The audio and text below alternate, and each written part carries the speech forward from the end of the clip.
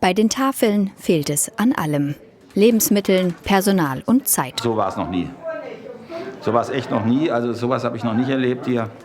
Die Spendenbereitschaft der Menschen ist groß. Aktuell jedoch eher für die Ukraine.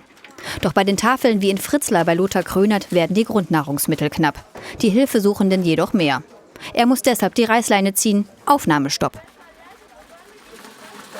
Wir machen einmal im Monat Neuaufnahme. Und das war gestern. Da haben wir um 9:30 angefangen, bis um 12:30. Da stand der Hof hier voll, Flüchtlinge überwiegend.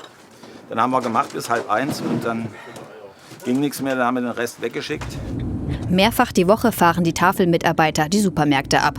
Doch auch hier mangelt es an Spenden, die Regale sind leer. Der Grund? Steigende Preise und darauf folgende Hamsterkäufe der Kunden. Wir kriegen ja relativ wenig Grundnahrungsmittel, weil die Geschäfte eben Grundnahrungsmittel wie Mehl, Zucker, Reis, Dosen und so weiter geben die eigentlich kaum ab. Das macht sich auch rund 150 Kilometer weiter südlich bemerkbar. Bei der Tafel im Frankfurter Nordend wächst die Zahl der Kunden täglich. Doch die Lager sind auch hier leer wie selten. Es sind sehr viele Alte, sehr viele, die dazugekommen sind, auch jetzt durch die Corona-Krise, die keinen Job mehr haben, die sehen müssen, dass sie sich auch teilweise nur überbrückend versorgen müssen mit Lebensmitteln. Die, die Hilfe leisten, müssen nun selbst um Hilfe bitten. Im Internet ruft die Frankfurter Tafel zu Spenden auf. Und die Hilfe ist gekommen, deswegen ist auch das Auffüllen ein bisschen leichter geworden. Aber noch ist es so, dass es mehr in Abfluss als in Zufluss klappt. Aber der Hilferuf hat geholfen. Mit den Spenden müssen sie dennoch haushalten, denn es soll niemand leer ausgehen. Was im Umkehrschluss bedeutet, Abgabe nur noch in kleineren Mengen. Anders als bei Hans-Werner Damm. Der Landwirt aus Nietenstein bei Kassel spendet seit Jahren seine Ernte. Bei den Kartoffeln sind die Ertragsschwankungen sehr groß. Und deswegen baue ich immer ein bisschen mehr an, damit ich immer genug habe für meine Kunden. Und wenn das übrig ist, dann gebe ich es immer an die Tafel weiter.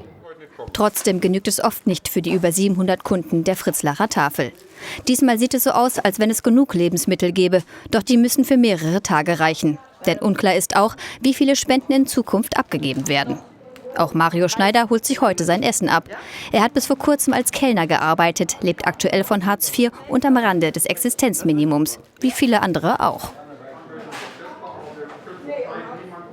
Momentan sind doch viele Ukrainer hier und ich glaube, für jeden Menschen, der es nötig hat, ist das super.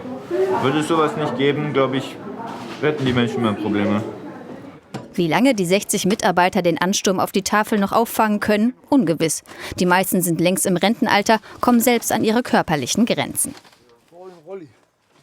Von 14 Uhr bis 17:30 Uhr hier Ausgabe gemacht haben, dann sind sie platt. Dann geht nichts mehr. Na, genau wie die Fahrer heute Morgen. Ich habe ja heute selber auch mal gefahren. Dann reicht es einfach. Ne? Wir machen das alles ehrenamtlich. Hier kriegt keiner wenig Geld. Hilfe bringen nur genügend Spenden für die Tafeln, damit die Bedürftigen auch weiterhin mit dem Nötigsten versorgt werden.